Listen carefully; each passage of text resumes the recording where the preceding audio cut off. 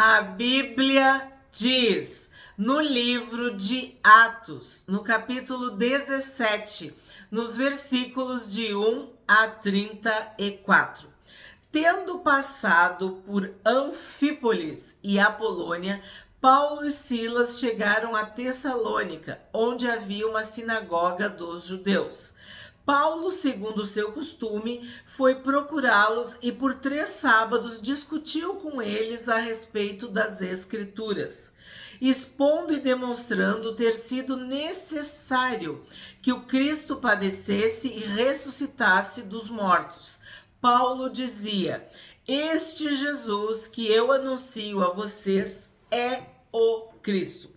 Então, o que eu destaco aqui para vocês? Que Paulo, segundo o seu costume, qual era o costume de Paulo? Procurar uma sinagoga no sábado e pregar, ensinar, conversar, conhecer. Assim como o Senhor Jesus veio para as ovelhas perdidas da casa de Israel, Paulo sempre chegava no local e procurava os judeus, procurava as sinagogas. Muitas vezes, na maioria das vezes, né, acontecia um tumulto, uma rejeição, uma discussão, um problema, uma expulsão, mas ele fazia a parte dele. E depois o que ele fazia? Ia aos gentios, pregava aos gentios. Então, aqui ele faz exatamente isso. E tu prestou atenção que eles chegaram a Tessalônica. E nós estudamos há pouco tempo a carta de Paulo aos Tessalonicenses. Se tu não assistiu, temos já a playlist sobre 1 Tessalonicenses. É uma carta de 5 capítulos, então são 5 vídeos. E tu vai entender muito do que vai ser relatado nesse capítulo 17. 4. Alguns deles foram persuadidos e se juntaram a Paulo e Silas. O mesmo aconteceu com numerosa multidão de gregos piedosos e muitas mulheres importantes. Então, o que acontece? Ele vai na sinagoga, ele fala com os judeus, né? Vamos dizer assim, prega, ensina, por 3 sábados. E muitos gregos piedosos e mulheres importantes se convertem, né? 5. Os judeus, porém, movidos de inveja, trazendo consigo alguns homens maus dentre a malandragem, reuniram uma multidão e provocaram um tumulto na cidade. E atacando de surpresa a casa de Jason, procuravam trazer Paulo e Silas para o meio do povo. Porém, não os encontrando, arrastaram Jason e alguns irmãos diante das autoridades, gritando: estes que promovem tumulto em todo o mundo chegaram também aqui. E Jason os hospedou na casa dele. Todos estes agem contra os decretos de César, dizendo que existe outro rei chamado Jesus. Tanto a multidão como as autoridades ficaram agitadas ao ouvir estas palavras. Porém, depois de terem recebido deles a fiança estipulada, as autoridades soltaram Jason e os outros. Então, eles atacaram a casa de Jason. Jason quer dizer saúde ou saudável. E o Jason foi preso. Então, olha só, ele hospedou Paulo e Silas. Mas eles não queriam o Jason, eles queriam Paulo e Silas. Mas como Paulo e Silas não estavam ali, eles prenderam o Jason. E aí teve uma fiança. E por causa dessa fiança, Jason foi solto. 10. E logo durante a noite, os irmãos enviaram Paulo e Silas para Bereia. Ali chegados, dirigiram-se à sinagoga dos judeus. Ora, estes de Bereia eram mais nobres do que os de Tessalônica, pois receberam a palavra com toda a avidez, examinando as escrituras todos os dias para ver se as coisas eram de fato assim. Então, os mais nobres examinam as escrituras. Então, eu não posso deixar este versículo passar sem falar da importância de vocês aí do outro lado, né? Nós estamos aqui no YouTube lendo a Bíblia, examinando as Escrituras. Todos os dias aqui, lendo, refletindo, meditando, procurando saber o que a Bíblia diz. E a palavra está dizendo que os mais nobres são os que examinam com avidez, com vontade, com interesse as Escrituras. Por quê? Porque são as Escrituras que testificam a respeito de Jesus, que nos ensinam a respeito da vida eterna, da salvação, da santificação, da verdade. Nós precisamos examinar as Escrituras, nós precisamos ler a Bíblia, meditar de dia e de noite, saber o que a Bíblia diz. Então, onde está a nobreza? A nobreza não é que tu é nobre, né? Tu é filho do rei, filha do rei, mas não é nesse sentido. No sentido de que a nobreza está em conhecer os desígnios do rei, em conhecer o reino de Deus, em ser um embaixador, né? Ou uma embaixadora do reino, dos valores do reino. Aí que está a tua nobreza. Tu é filha do rei, tu é filho do rei, mas o principal é tu agir conforme o rei quer. Então, a nobreza está em examinar todos os dias as Escrituras. Os mais nobres examinam as Escrituras com toda a avidez. Para quê? Para saber se as coisas são de fato assim. E é isso que eu quero, que vocês não sejam enganados, que vocês saibam o que a Bíblia diz, que vocês conheçam o que está nas Escrituras, que vocês leiam, que vocês estudem. Os de Bereia eram mais nobres do que os de Tessalônica. Por quê? Porque eles examinavam as Escrituras. 12. Com isso, muitos deles creram, mulheres gregas de alta posição social e muitos homens. Então, quando tu lê a Bíblia, quando tu sabe, tu conhece o que a Bíblia diz, a tua fé aumenta. A fé vem pelo ouvir e ouvir a palavra de Deus. E aí o que aconteceu? Muitos creram e muitas mulheres ricas creram. Então o evangelho, ele perpassa as classes sociais, também as culturas, também o intelecto, a educação, o status, isso não importa. Todos são seres humanos e todos carecem do perdão de Deus, da salvação e da vida eterna. 13, né? Mas, logo que os judeus de Tessalônica souberam que a palavra de Deus era anunciada por Paulo também em Bereia, foram lá agitar e perturbar o povo. Então, os judeus foram atrapalhar, foram confundir, foram trazer discórdia, conflito, confusão, né? Tá bem claro, agitar e perturbar o povo. Agora, 14. Então os irmãos fizeram com que Paulo fosse imediatamente para os lados do mar. Porém, Silas e Timóteo continuaram em Bereia. Os responsáveis por Paulo levaram-no até Atenas e regressaram trazendo ordem a Silas e Timóteo para que fossem encontrá-lo o mais depressa possível. Então, o que a gente vê aqui? Que quando o perigo aumentava, a perseguição, os tumultos, eles protegiam Paulo. Eles davam um jeito de preservar, de salvaguardar a vida de Paulo. E foi o que foi feito aqui. Então, o que tu entendeu?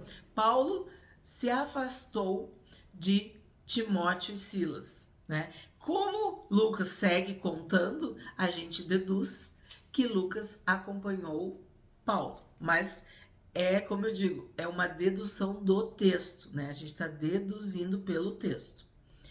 16. Enquanto Paulo os esperava em Atenas, o seu espírito se revoltava em face da idolatria dominante na cidade. Por isso, falava na sinagoga com os judeus e os gentios piedosos, também na praça todos os dias com os que se encontravam ali. E alguns, isso aqui é interessante, e alguns dos filósofos epicureus e estoicos discutiam com ele, havendo quem perguntasse: que quer dizer esse tagarela? Outros diziam: parece pregador de deuses estranhos. Diziam isso porque Paulo pregava Jesus e a ressurreição. Então, tomando-o consigo, levaram-no ao Areópago, dizendo: podemos saber que nova doutrina é essa que você ensina? Pois você nos traz aos ouvidos coisas estranhas e queremos saber o que vem a ser isso. Então, de alguma forma, Paulo, despertou o interesse e eles queriam ouvi-lo, né? O que quer dizer esse tagarela? Quer dizer, ele não para de falar, não para de pregar.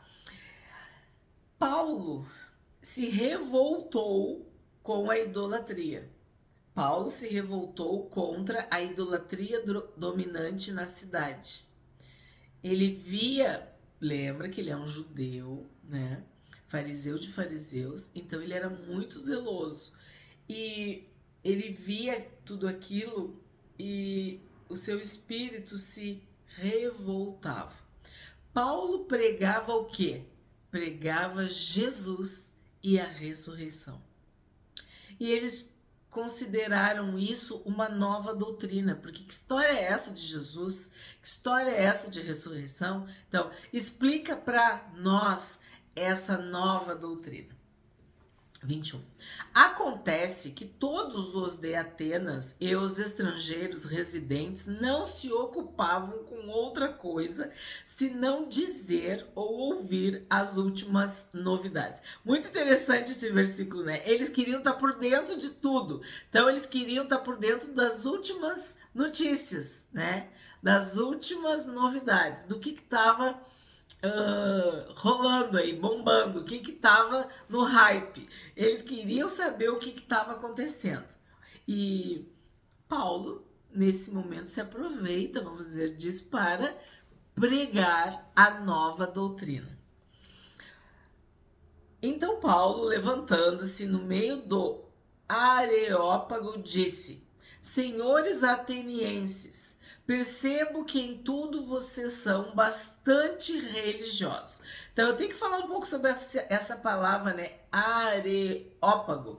Seria um conselho, um tribunal a céu aberto. Pessoas muito importantes, como juízes, como autoridades, que tinham uma importância, eles tinham como dar pareceres, né? Julgar, decidir questões religiosas, questões civis, questões morais, legais, enfim, havia um respaldo, assim, eles tinham uma autoridade. Então, mas eram pessoas a céu aberto, como se fosse numa praça, num lugar que ficavam discutindo, conversando, debatendo os assuntos, ou como eles dizem, as últimas novidades. E aí Paulo diz: senhores atenienses, né? Percebo que em tudo vocês são bastante religiosos, porque andando pela cidade e observando os objetos de culto que vocês têm, encontrei também um altar no qual aparece a seguinte inscrição: ao Deus desconhecido. Pois esse que vocês adoram sem conhecer é precisamente aquele que eu lhes anuncio. Então Paulo, com muita sabedoria, com muita inteligência, ele apresenta Deus, apresenta o Senhor Jesus, o Evangelho, a ressurreição, a partir de um altar ao Deus desconhecido. Consegue imaginar uma coisa dessa? Se isso não é uma capacidade divina, né? Uma providência divina, uma capacitação de Deus, eu não sei como explicar. Ele está num lugar pagão, idólatra, cheio de falsos ídolos, né? De falsos deuses. E ele encontra um altar onde está inscrito, né? Tem uma inscrição ao Deus desconhecido. E é por ali que ele prega o evangelho. É a partir disso que ele faz uma ponte, uma ligação com o povo de Atenas. 24. O Deus que fez o mundo e tudo que nele existe, sendo ele Senhor do céu e da terra, não habita em santuários feitos por mãos humanas, nem é servido por mãos humanas, como se precisasse de alguma coisa, pois ele mesmo é quem a todos dá vida, respiração e tudo mais.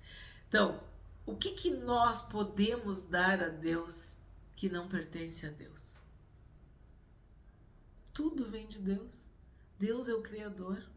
Deus fez o mundo, tudo que nele existe. Ele é o Senhor do céu e da terra. Como que tu vai construir uma casa para Deus, um santuário para Deus, se tu foi criado por Deus? O que o ser humano pode fazer de tão maravilhoso, magnífico, que chega à altura do Deus eterno? Então Paulo está mostrando que Deus não habita, o Deus vivo, o Deus verdadeiro, o Deus todo-poderoso, não habita em santuários feitos por mãos humanas, nem é servido por mãos humanas. Tudo é feito por Deus, tudo vem de Deus. Por isso que a gente diz que quando tu adora, quando tu louva, quando tu te humilha, tu te sujeita, isso sim agrada a Deus. Porque o que Deus busca? Deus busca verdadeiros adoradores que o adorem em espírito e em verdade. Porque tudo Ele tem, tudo mais Ele tem, tudo pertence a Ele. Ele é o Criador, o autor, o doador da vida. Então, quando tu usa o teu fôlego, o fôlego dos teus pulmões, a tua vida, a tua existência, para louvar e adorar a Deus, aí sim tu tá agradando. Porque Deus busca, Deus procura, Deus quer adoradores que o adorem em espírito e em verdade. Então, isso tu pode fazer por Deus, o adorar. E é por isso que Deus abomina, detesta a idolatria, porque tu usa aquilo que é de Deus para dar a outro. Ele não divide a glória dele com ninguém. Então, quando tu adora um falso Deus, um ídolo, tu tá fazendo algo abominável. Porque o que tu poderia fazer de mais puro, genuíno e verdadeiro seria adorar e louvar ao Deus Altíssimo, ao Deus Soberano. Então Paulo está tentando explicar isso dessa forma. Ser servido. Não tem sacrifício, não tem oferta, não tem dízimo, não tem nada que tu vai dar a Deus que não seja dele. Ele é o Deus do ouro e da prata. Ele que criou toda a semente, toda a árvore frutífera, a água, o sol, tudo é de Deus. Então, quando a gente oferece por amor, por gratidão, mas não que aquilo é nosso, aquilo é de Deus. Então, Paulo está falando sobre isso, e isso é uma lição que muitas pessoas não entendem. Que o que tu faz é louvar, o que tu faz verdadeiramente é adorar, né? É dar o teu louvor, a tua adoração, o teu amor, a tua gratidão a Deus. Tu é a alegria. Nós somos o fruto do penoso trabalho de Cristo. Ele nos conquistou, Ele nos comprou com o seu sangue. Ele nos fez filhos e filhas de Deus. Então, o que um pai quer? O amor, a obediência de um filho. O amor, a obediência de uma filha. Então isso é o mais precioso que tu pode dar. Isso é o mais precioso que tu pode ser, que tu pode oferecer. É o teu amor, é o teu louvor, é a tua adoração, é a tua obediência, é o teu temor, é o teu serviço, é a tua submissão, o teu respeito genuíno, verdadeiro a Deus. E Paulo está explicando isso, porque eles adoravam outros deuses, falsos deuses. Tu tá entendendo? Deus não habita em santuário feito por mãos humanas. Nem é servido por mãos humanas como se precisasse de alguma coisa. Está muito bem explicado. Pois ele mesmo é quem a todos dá vida, respiração e tudo mais. Todo ser que respira, louve o Senhor. Se tem fôlego aí nos teus pulmões, é para louvar a Deus. É para adorar a Deus. De um só homem fez todas as nações para habitarem sobre a face da terra, havendo fixado os tempos previamente estabelecidos e os limites da sua habitação, para buscarem Deus se porventura tateando o possam achar, ainda que não esteja longe de cada um de nós. Olha outro versículo maravilhoso. Pois nele vivemos, nos movemos e existimos. Como alguns dos poetas de vocês disseram, porque dele também somos geração. Portanto, visto que somos geração de Deus, não devemos pensar que a divindade é semelhante ao ouro, à prata ou à pedra, trabalhados pela arte e imaginação do homem. Eu digo para vocês, a loucura da idolatria. Se tu para e pensa 5 minutos, como que algo que tu criou com as tuas mãos vai ser um Deus? Como que tu pega uma pedra e ela se torna um Deus? Tu pega uma madeira e ela se torna um Deus? Mesmo que seja um ouro, prata, pedras preciosas. Como que aquilo é um Deus? É isso que Paulo está dizendo. Como é que tu vai pensar que a divindade é semelhante ao ouro, à prata ou à pedra, trabalhados pela arte e imaginação do homem? Então a idolatria, ela é um orgulho, ela é uma soberba, ela é uma presunção, uma arrogância, uma vaidade humana absurda. Porque é o próprio homem que faz a imagem, que faz o ídolo, que faz aquele falso Deus. A imaginação do homem. Deus não levou em conta os tempos da ignorância, mas agora ele ordena a todas as pessoas em todos os lugares que se arrependam. Porque Deus estabeleceu um dia em que julgará o mundo com justiça, por meio de um homem que escolheu, e deu certeza disso a todos, ressuscitando-o dentre os mortos. Então, Paulo está pregando o arrependimento e está deixando bem claro que se nós vivemos, nos movemos e existimos, é pela graça, bondade, misericórdia de Deus. 32. Quando ouviram falar de ressurreição dos mortos, uns zombaram e outros disseram: a respeito disso ouviremos você em outra ocasião. Quer dizer, tipo assim, ih, deu Paulo, agora não, Paulo, esse assunto não, ih, tava indo tão bem. Aí tu foi falar de ressurreição, que ressuscitou dentre os mortos. A respeito disso falaremos em outra ocasião. Ouviremos você a respeito disso em outra ocasião. Quer dizer, nós não queremos saber desse assunto de ressurreição. A essa altura, Paulo se retirou do meio deles. Houve, porém, alguns homens que se juntaram a ele e creram. Entre eles estava Dionísio, o Areopagita, uma mulher chamada Dâmaris, ou em outras traduções Damares, né? E com eles mais algumas pessoas. Então, mesmo tendo esta rejeição ou essa interrupção, muitas pessoas, né? Mais algumas pessoas se converteram e foram destacadas duas, né? Dionísio e Damares ou Dâmaris. Então, a palavra de Deus, ela é viva, e eficaz, mais penetrante que uma espada de 2 gumes. Ela separa a alma do espírito.